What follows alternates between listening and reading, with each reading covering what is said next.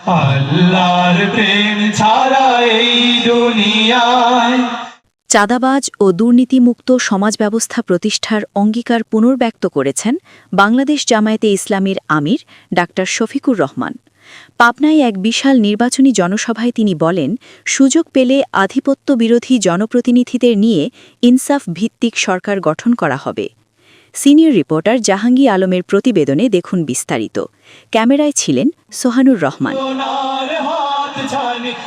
পাবনার সরকারি Edward college মাঠে বাংলাদেশ জামায়াতে ইসলামী পাবনা জেলা শাখার আয়োজনে অনুষ্ঠিত হয় বিশাল নির্বাচনী জনসভা। শনিবার বিকেল থেকে শুরু হয়ে জনসভাটি চলে রাত ৯টা পর্যন্ত। জনসভায় প্রধান অতিথির বক্তব্যে জামায়াতে ইসলামীর আমির ডাক্তার শফিকুর রহমান বলেন, চাঁদাবাজি ও দুর্নীতিমুক্ত সমাজব্যবস্থা প্রতিষ্ঠাই আমাদের মূল লক্ষ্য। তিনি বলেন, আগামীতে সুযোগ পেলে আধিপত্য বিরোধী জনপ্রতিনিধিদের নিয়ে সরকার গঠন করা হবে, যা হবে ন্যায়, ইনসাফ ও মানবিক কল্যাণের সরকার। ডাক্তার শফিকুর রহমান বলেন, আমরা কারও চোখ রাঙানিতে ভয় পাই না, আমরা শুধুমাত্র আল্লাহকেই ভয় পাই। মানুষকে ঐক্যবদ্ধ করে নতুন করে দেশ গঠন করতে চাই। পাবনা জেলা জামায়াতের আমির ও পাবনা ৪ আসনের সাংসদ সদস্য পদপ্রার্থী অধ্যাপক আবু তালেব মণ্ডলের সভাপতিত্বে অনুষ্ঠিত জনসভায় বিশেষ অতিথি হিসেবে বক্তব্য দেন জামায়াতের অ্যাসিস্ট্যান্ট সেক্রেটারি জেনারেল ও সিরাজগঞ্জ ৪ আসনের সাংসদ সদস্য পদপ্রার্থী মাওলানা রফিকুল ইসলাম খান। মাওলানা রফিকুল ইসলাম খান বক্তব্যে বলেন, চাঁদাবাজ ও দুর্নীতিমুক্ত বাংলাদেশ গড়ার লক্ষ্যেই জামায়াত কাজ করে যাচ্ছে। সকল ষড়যন্ত্র মোকাবিলা করে আগামী নির্বাচনে দাঁড়িপাল্লার বিজয়ের মাধ্যমে সরকার গঠন করা হবে। জনসভায় পাবনার ৫টি সংসদীয় আসনের জামায়াত মনোনীত প্রার্থীরা বলেন, আগামী নির্বাচনে সৎ, দক্ষ ও যোগ্য প্রার্থীদের বিজয়ী করার আহ্বান জানান তারা। বক্তারা চাঁদাবাজি, সন্ত্রাস ও ফ্যাসিবাদের বিরুদ্ধে ঐক্যবদ্ধ হওয়ার ডাক দেন। ডাক্তার ব্যারিস্টার মাওলানা নাজিবুর রহমান মোমেন বক্তব্যে বলেন, দেশের মানুষ ফ্যাসিবাদকে লাল কার্ড দেখিয়েছে। আগামী নির্বাচনে চাঁদাবাজ ও সন্ত্রাসীদের বিদায় জানাবে।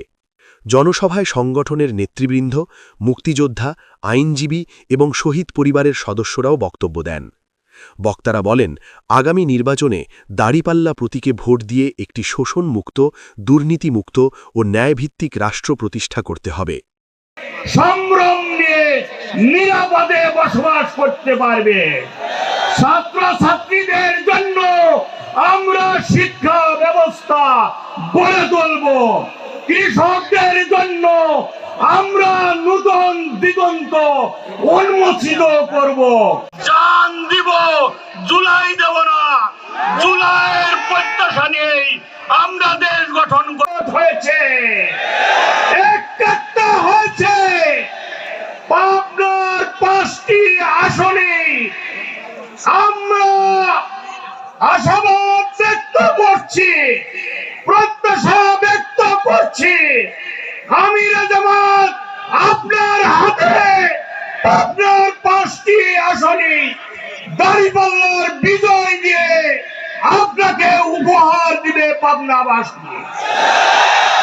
যেই ভূমিকে দফায় দফায় তিনি তৈরি করেছেন, এই ভূমিতে তার পক্ষে প্রতিনিধিত্ব করবেন পাবনার জনগণের নেতা জনাব মাওলানা ইকবাল হুসাইন।